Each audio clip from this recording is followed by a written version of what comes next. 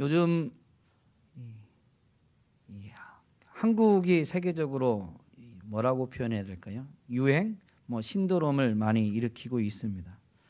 드라마도 한국 드라마가 세계적으로 인기를 끌고 있고요. 열풍을 일으키고 있는데, 그래서 이런 한국의 어떤 유행, 신드롬을 표현할 때마다 K 뭐뭐로 표현하죠. 그래서 드라마도 K 드라마가 이렇게 세계적인 인기를 끈다라고 표현하는데요. 드라마 같은 경우 보면 드라마의 이야기는 언제 시작될까요?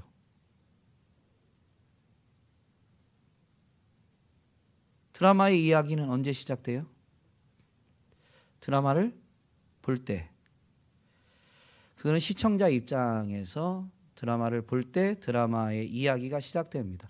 보지 않으면 그 이야기는 아무도 몰라요. 그런데 그 이야기는 언제 알게 되느냐, 즉 그 이야기가 언제 시작되느냐, 그 드라마 같은 경우는 드라마를 볼 때, 시청할 때입니다. 그러나 시청자 입장이 아닌 제작자 입장에서 본다면 그 드라마의 이야기는 언제 시작될까요? 드라마가 상영될 때, 이게 뭐라고 해야 될까요? 방송이 내보내질 때가 이야기가 시작되는 것이 아니라 훨씬 이전에 이미 그 이야기는 시작된 것입니다.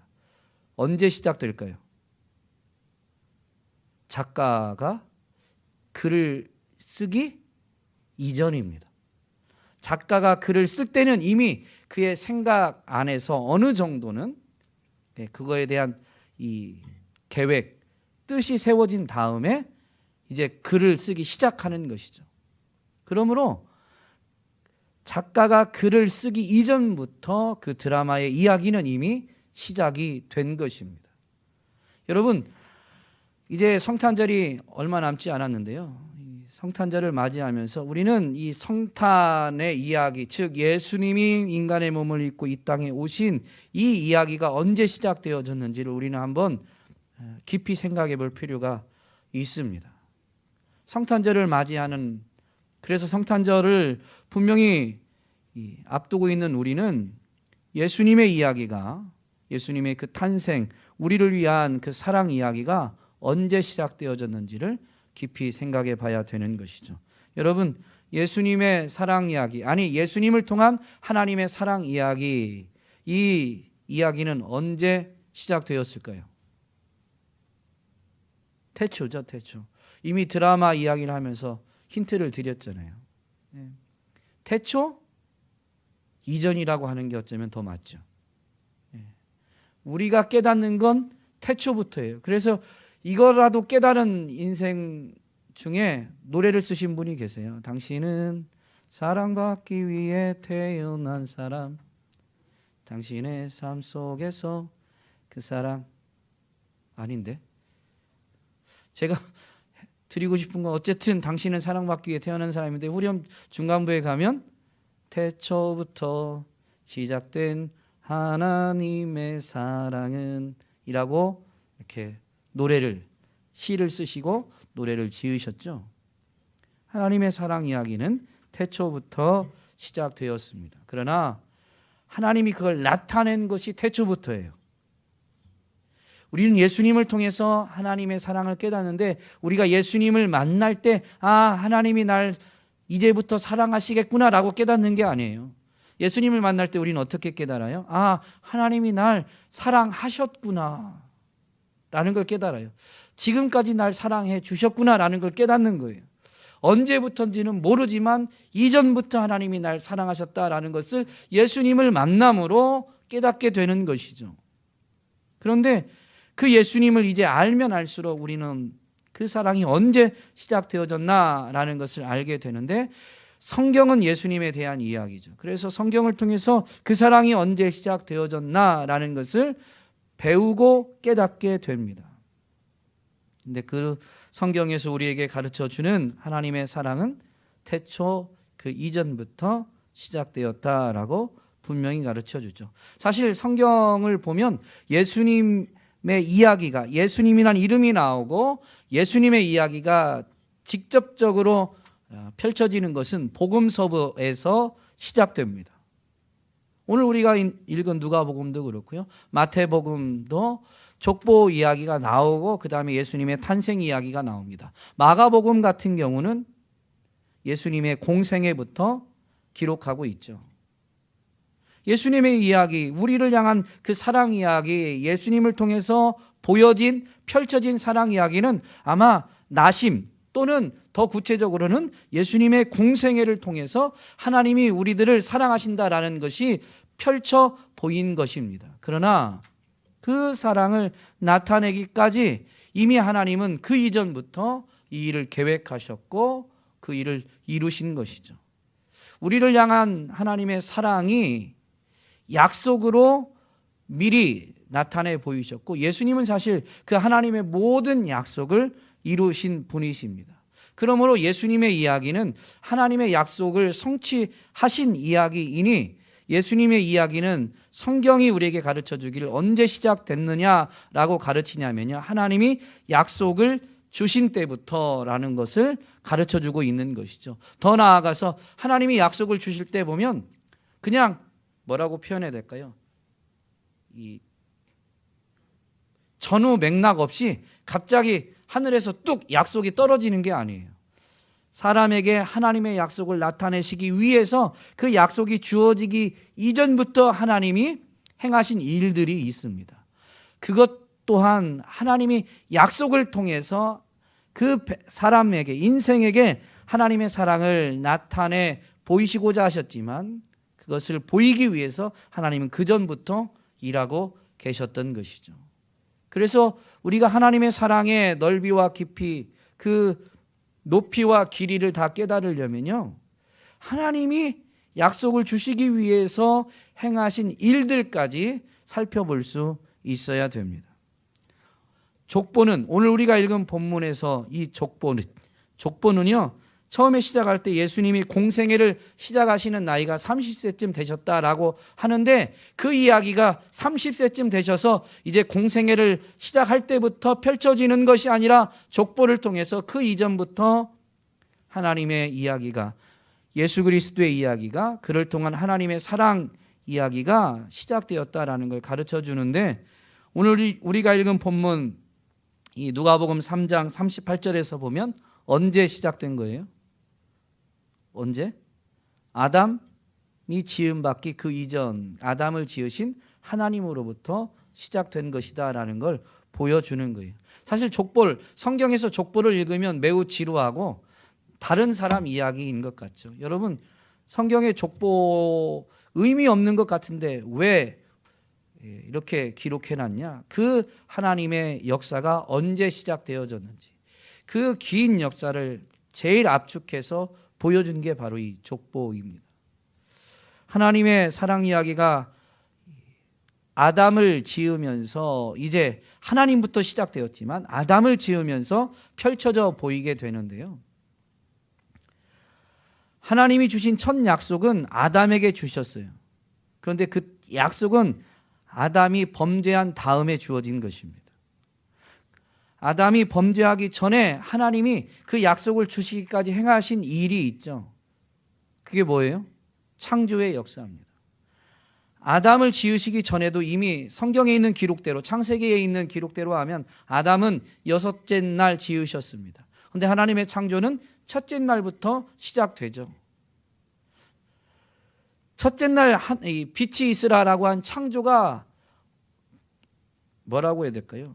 그냥 표면적으로 보면 예수님과는 아무 연관이 없는 것처럼 보이지만 매우 깊은 연관이 있는 것인데, 이런 것이 없었으면 약속이 주어지지 않았던 거예요. 그래서 우리는 하나님의 사랑이 언제 시작되었나라는 것은 이 성경을 통해서 깊이 묵상해 볼 필요가 있고, 사실 그 하나님의 사랑의 길이를 분명히 깨달으면 하나님의 사랑이 정말로 태초 이전부터 시작되었다라는 것을 깨닫고 인정하게 되며, 그러면 우리는 그 사랑에 오롯이 매이게 돼요. 붙잡히게 돼요. 그 사랑에 압도되게 되어 있어요. 우리의 생각보다 하나님의 사랑은 훨씬 오래전에 시작했고, 우리가 깨닫지 못한 그 역사의 배후, 역사 넘어서도 끊이지 않고 지속되어져 왔다는 것을 분명히 가르쳐 주죠. 하나님이 인생에게 주신 첫 약속은 범죄한 아담에게 찾아오셔서 하나님이 내가 정말로 먹지 말라고 한 나무의 열매를 너 먹었니? 라고 하나님이 물으시죠. 하나님의 의도는 그가 돌이키고 회개해서 하나님의 긍휼, 용서를 받길 원하신 거예요. 그래서 회개할 수 있는 기회를 주시고자 질문을 하셨는데 아담은 먹은 것을 말할 때 핑계를 대죠. 하나님이 내게 주신 여자가 먹으라고 해서 먹었습니다. 먹었다고 말은 하지만 그 회개가 아니라 자신은 무죄하고 다른 사람에게 죄의 책임을 전가하게 됩니다. 하와에게 묻자 하와는 이 뱀이 자기를 유혹해서 먹게 되었다라고 말하죠. 그래서 이제 하나님이 심판을 내리시는데 뱀에게는 저주를 내리시고 사람에게 죄에 대한 그들이 저지른 죄에 대한 합당한 징계를 내리시기 전에 뱀에 대한 저주와 사람에 대한 징계 사이에 이 말씀을 하십니다. 내가 너로 여자와 원수가 되게 하고 내 후손도 여자의 후손과 원수가 되게 하리니 여자의 후손은 내 머리를 상하게 할 것이요 너는 그의 발꿈치를 상하게 할 것이니라. 이게 왜 약속이냐면요, 주어진 말씀을 잘 보면 내가라는 거예요.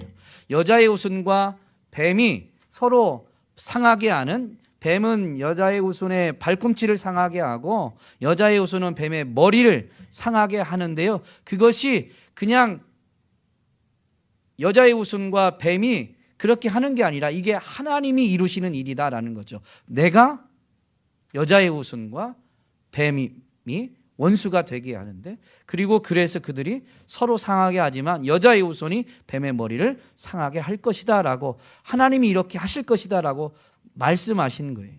그러므로 이것은 하나님이 주신 약속입니다. 이 약속을 정말로 예수님이 성취하시죠. 뱀은 계시록에서 분명히 우리에게 가르쳐 주기를 사탄이다, 옛뱀 큰 용 바로 사탄이다 라고 분명히 그 정체를 밝혀주는데요, 예수님이 이 사단의 머리를, 즉 사단의 권세를 십자가에서 죽으심과 부활로 깨트리십니다. 뱀의 머리를 상하게 하신 것이죠. 물론 뱀은 여자의 후손을, 여자에게서 나신 바로 이 그리스도를 상하게 했습니다. 발꿈치를 상하게 하는, 부분적으로 상하게 하는 듯한, 즉 십자가에서 죽으시고 장사 지내셔서 무덤에서 3일 동안 머물게 되는, 그러나 그것이 이 죽게 만드는 것이 결코 아니라 부활로 인해서 그 상함이 다시 없어지고 예수님은 완전한 승리를 이루시게 되죠. 어쨌든 하나님이 주신 첫 약속은 정말로 예수님에 의해서 성취되어졌습니다. 그런데 이 약속이 주어지기 전에 이미 하나님은 이 예수 그리스도를 통한 사랑 이야기를 시작하신 것이죠. 바로 아담을 지은 것인데요, 창세기 1장의 기록을 보면 하나님이 아담을 지으실 때 그냥 지으신 게 아닙니다. 창세기 1장 26절에 보면 하나님이 이르시되 우리의 형상을 따라 우리의 모양대로 우리가 사람을 만들고 그들로 바다의 물고기와 하늘의 새와 가축과 온 땅과 땅에 기는 모든 것을 다스리게 하자 하시고, 하나님이 자기 형상 곧 하나님의 형상대로 사람을 창조하시되 남자와 여자를 창조하셨다라고 창세기 1장에서 분명히 기록하고 있습니다. 하나님이 자기 형상대로 사람을 창조하시는데 그 전에 삼위 하나님이 우리가 우리의 형상을 따라 우리의 모양대로 사람을 만들자라는 협의, 논의를 하시고 그것을 결정하셔서 이제 그 일을 시행하시는데, 그것이 이제 1장 논의, 협의하신 게 1장 26절이고 실행하신 게 1장 27절입니다. 하나님, 삼위 하나님이 결정하신 거예요. 이때 이 결정은 하나님의 뜻과 계획을 실행하셨다라는 것이죠. 논의하실 때 하나님은 계획을 분명히 세우신 것이고 그 뜻을 따라 세운 계획을 이제 실행하신 것입니다. 그 결정체가 아담이에요.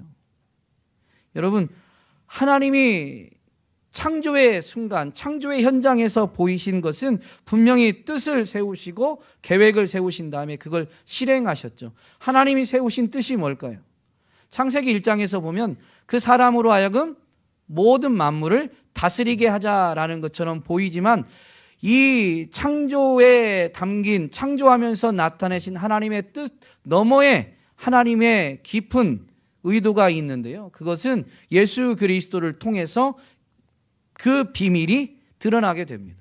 그래서 예수 그리스도를 통해서 이 비밀을 깨닫는 사도 바울이 로마서 8장 29절에서 분명히 하나님이 미리 정하신 뜻을 밝혀주는데 이렇게 되어 있죠. 하나님이 미리 아신 자들을 또한 그 아들의 형상을 본받게 하기 위하여 미리 정하셨다. 하나님이 미리 아셨다라는 것은요, 이미 아담을 만들기 전에 아담의 존재를 하나님이 생각하고 계셨고, 그 생각을 실행하시면 아담이 존재하게 될 것이기 때문에 아담이라는 존재는 하나님이 미리 아신 자입니다. 사실 모든 인생은 하나님이 미리 아신 자이죠. 그 미리 아신 그 사람을 향한 하나님이 미리 정하신 뜻이 있는데, 그게 뭐라고요? 그 아들의 형상을 본받는 데 있는 것입니다. 아담을 지을 때요, 하나님의 형상을 따라 지으셨지만 그 아담이 갖고 있는, 아담이 지니게 된 하나님의 형상은 온전한 하나님의 형상은 아니에요. 아담은 하나님의 형상을 따라서 지음받았습니다. 하나님의 형상을 따라 지음받은 그가 하나님의 형상을 따라 지음받았기 때문에 이제 하나님을 알고 하나님을 닮아가게 되어 있는 것이죠. 그래서 하나님의 형상을 더욱 본받는 데 있습니다.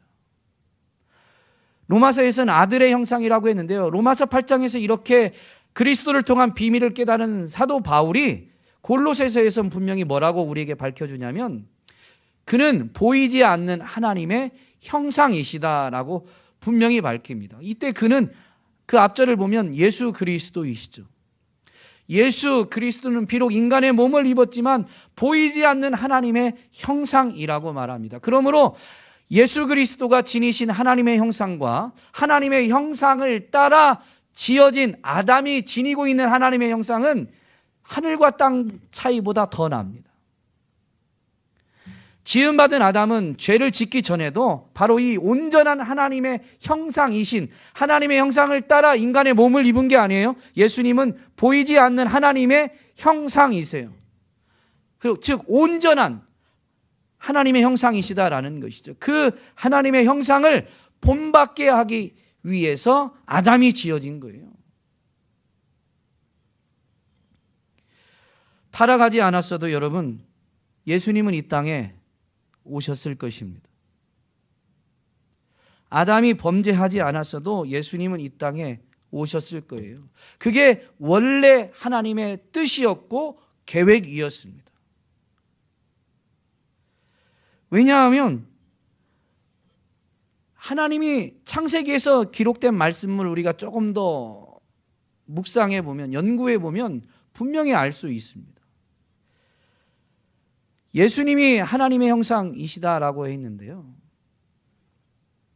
창조될 때 아담은 하나님의 형상을 따라 지음받았죠. 근데 아까 읽어드린, 제가 암송해드린 말씀처럼 창세기 1장 27절에서는 하나님이 자기 형상, 곧 하나님의 형상대로 사람을 창조하시되 어떻게 창조하셨어요?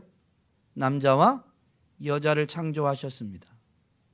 남자와 여자를 창조하셨는데요, 그럼 하나님의 형상은 남자도 있고 여자도 있다라는 의미는 아니죠. 창세기 1장에 대한 보충, 특별히 사람 창조에 대한 것을 보충해주고 있는 것이 창세기 2장입니다.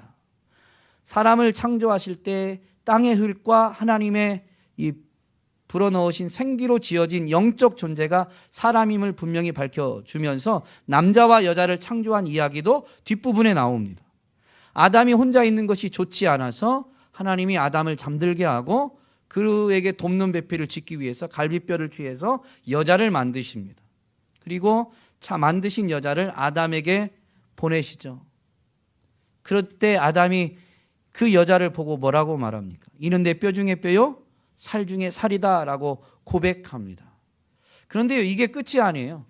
그러면서 창세기 2장은 뭐라고 마무리하냐면, 이러므로 남자가 부모를 떠나 그의 아내와 합하여 둘이 한 몸을 이룰지로다 라고 분명히 밝혀줍니다. 하나님의 형상을 따라 지은 사람을 지으셨는데 남자와 여자로 창조하셨다라는 것은요, 바로 이 결혼의 신비를 통해서 이 하나님의 형상이 무엇인지를 가르쳐 주시는 거예요.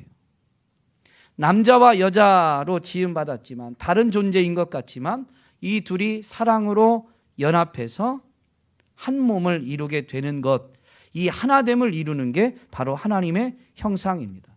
사실 하나님을 우리는 일컬어서 성경에는 그런 표현이 없지만 교리적으로 뭐라고 하냐면 하나님은 삼위일체의 하나님이시다. 하나님의 존재 방식을 삼위일체라고 말합니다. 세 인격, 위격이 있습니다. 그런데 세 인격, 이 세 위격이 하나됨을 이루는 거예요. 일체예요. 완전한 하나. 그러므로 하나님의 형상은 여러 가지로 설명할 수 있지만 창세기 1장에서 우리에게 보여주는, 가르쳐준 신비는 뭐냐면 사랑으로 연합하여 하나됨이에요. 하나님의 형상을 따라 지음받은 인간은요, 이 하나님의 형상을 이룰 때, 하나님의 형상을 온전히 이룰 때, 여러분 그렇게 지음받았기 때문에 바로 그때의 행복을 경험하게 됩니다. 여러분, 결혼하신 분들은 배우자와 싸워서 너는 너고 나는 나야 이럴 때 행복하세요? 네가 나고 내가 너야 둘이 하나됨을 확인할 때 행복하세요? 아니, 경험을 한 번도 안 해보셨어요? 대답을 안 하시게? 부부뿐만이 아니라요, 하나님의 형상을 따라 지음받은 인생은 어느 곳에 처해 있든지 어느 곳에 거하게 되든지 이 하나님의 형상을 회복할 때, 즉 그 거한 곳에서요 사랑으로 연합하여 하나됨을 이루게 될 때 그 사람은 거기서 행복을 맛보게 됩니다. 내가 직장에 있을 때요, 직장에서 내가 사랑으로 온전히 직장과 혼연일체가 될 때 행복하지, 이놈의 직장은 날 못 부려먹어서 안달이야 라고 하면서 불평과 원망 때문에 직장과 내가, 직장에 있는 다른 사람들과 내가 하나됨이 아니라 완전히 갈라서는, 대립하는, 갈등하는 관계가 되면요 직장 생활이 행복하지 않아요. 안 그런가요? 여러분의 표정을 보니까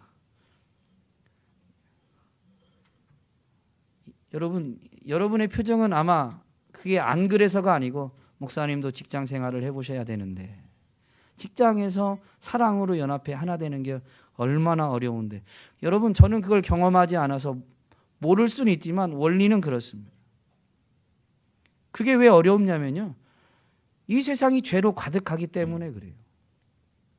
그건 저절로 안 돼요. 그러나 분명한 원리는 이 성경에서 우리를 지은 창조의 원리에서부터 드러납니다. 사랑으로 연합하여 하나 될 때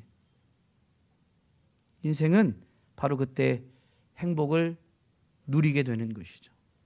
이것이 하나님의 형상을 따라 지음받은 것이 무엇인지를 아담과 하와, 즉 남자와 여자로 만드신, 즉 결혼의 신비를 통해서 밝혀주신 비밀입니다.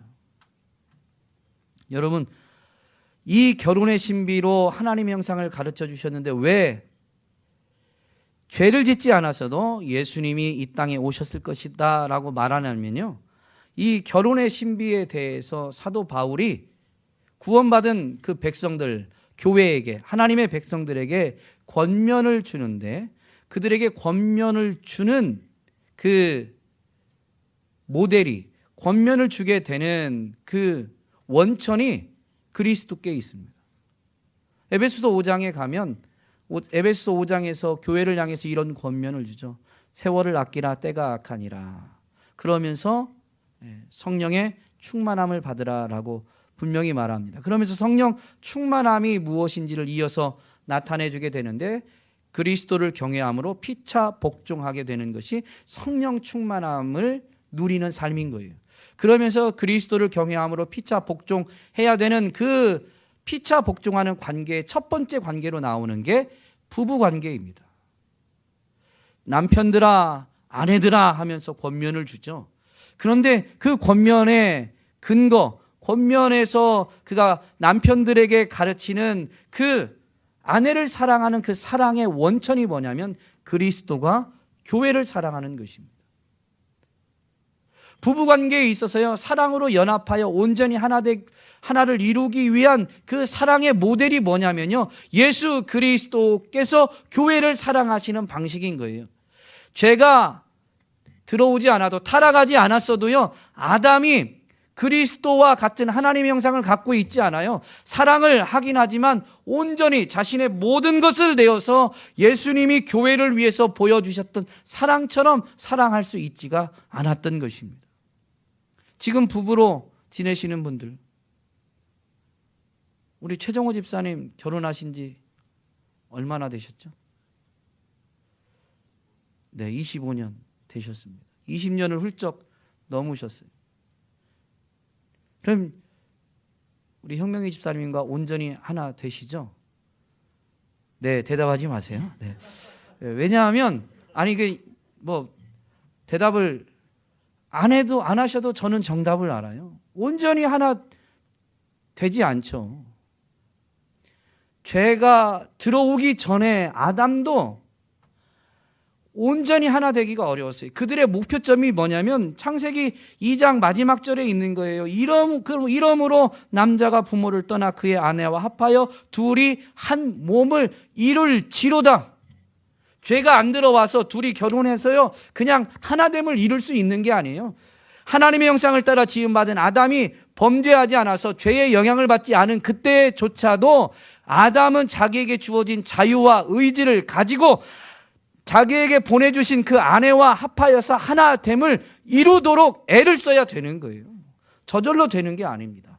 그런데 타락한 이후 죄의 이 영향을 받고 있는, 이 육체 안에 죄성을 갖고 있는 우리 인생이 아직 육체를 벗지 않았는데 어떻게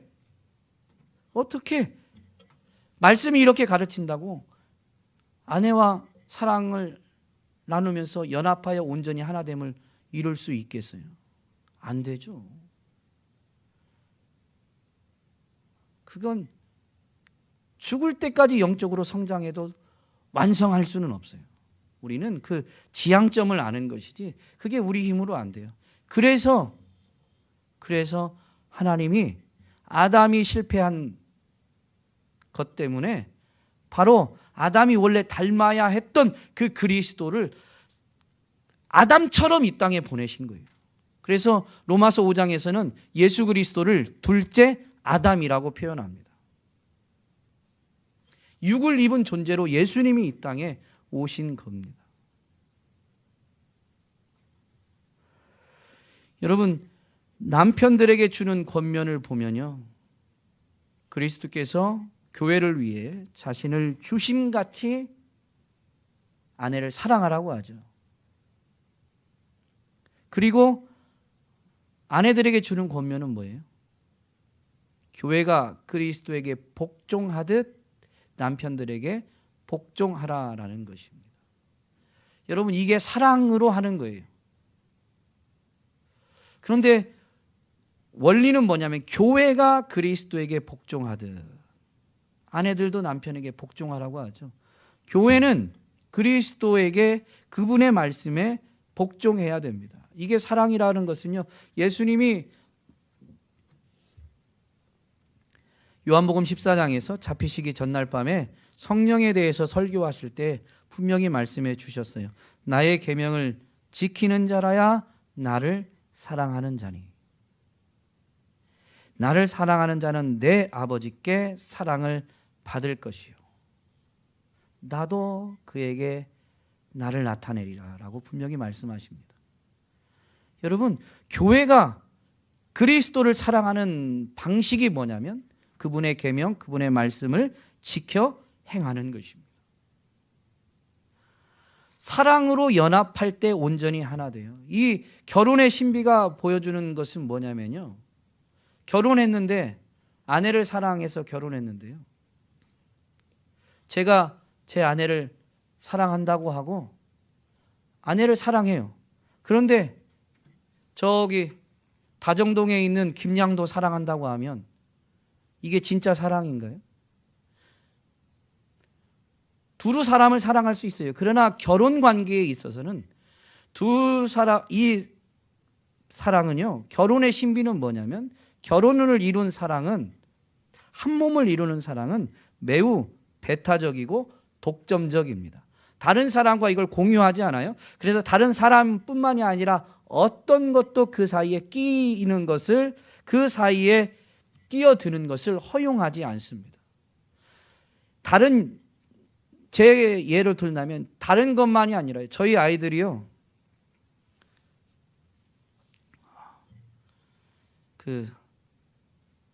제가 아내를 사랑하는 것에 대해서 의심을 가질 때가 있어요. 그게 언제냐면, 아내는 어떤 일이 있으면 제가 토요일마다 새벽에 나가서 축구를 하거든요. 근데 아내가 이제 뭔 일이 있으면 오늘은 좀 가지 마 그러거든요. 아니면 전날 얘기합니다. 내일은 축구하지 마. 그러면 제가 아내를 사랑하고 그래서 아내 말을 잘 들어서 다음날 축구를 안 하냐, 그러려고 마음은 먹는데 다음날 되면 몸이 일어나지고 아내는 자고 있고 저는 어느 순간에 보면 축구장 가서 축구를 하고 있어요. 그런 걸 보면 이 아이들이, 아빠는 엄마보다 축구를 더 좋아하나 봐, 이렇게 이야기를 합니다. 아이들의 눈은 매우 순수하고 정확하죠. 아내와 저 사이에 무언가 끼어드는 게 있다면 저는 물론 아니라고 부정하지만 그 순간만큼은 정말로 아내가 축구를 하지 말라라는 이 아내의 요구와 축구를 하고 싶은 내 욕망 중에 저는 사실 뭐를 택한 거냐면 제 욕망을 택한 거예요. 정직하게 고백하면, 여기에 저희 가족이 아무도 없기 때문에 얘기를 여러분, 부부 사이에 이 결혼의 신비는 둘 사이에 어떤 것도 끼어드는 걸 허용하지 않는 거예요. 하나님이 우리에게 원하시는 사랑이 이렇습니다. 왜냐하면 하나님이 우리를 그렇게 사랑하셨기 때문이죠. 그래서 뱀이 끼어들었을 때에도요, 하나님은 약속을 주시고 사람은 이 약속을 이룰 수 있는 힘이 없어요. 그래서 약속을 주신 하나님이 그 약속을 직접 성취하시죠. 그래서 오신 분이 예수 그리스도이십니다.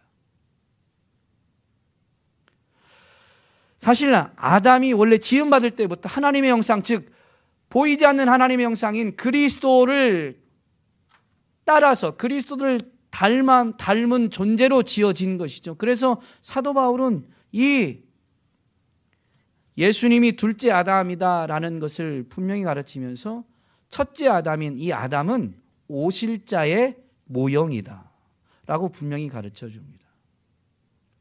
첫 번째 아담은요, 예수님을 보여주는 거예요. 물론 실패했지만, 실패라는 것을 통해서 예수님을 보여준 게 아니라 그가 지음받은 그 모습대로, 그래서 마음을 다하고 목숨을 다하고 힘을 다하여 하나님을 사랑해야 되는 존재, 아니 사실은 사랑하는 존재로 지음받았던 것을 통해서 이 아담이 예수 그리스도를 보여주는 모형이다라고 분명히 가르쳐 주죠. 오늘 우리가 삶의 현장에서요, 하나님을 온전히 사랑하게 되면 예수님을 세상 가운데 보여주게 되는 것입니다. 우리는 누군가를 사랑할 수 있는 존재가 아니에요. 사도 요한을 일컬어 사랑의 사도라고 합니다. 하나님의 사랑, 예수님의 사랑을 사도들 중에서 이 사랑의 관점에서 이 복음을 기술한 분이기 때문에 그렇죠. 그 사도 요한이 요한일서 4장에서 이렇게 우리에게 가르치죠. 사랑은 여기 있으니 우리가 하나님을 사랑한 것이 아니요 하나님이 우리를 사랑하사 우리 죄를 속하기 위하여 화목 제물로 그 아들을 보내셨음이라. 사랑하는 자들아, 하나님이 이같이 우리를 사랑하셨은즉 우리도 서로 사랑하는 것이 마땅하도다.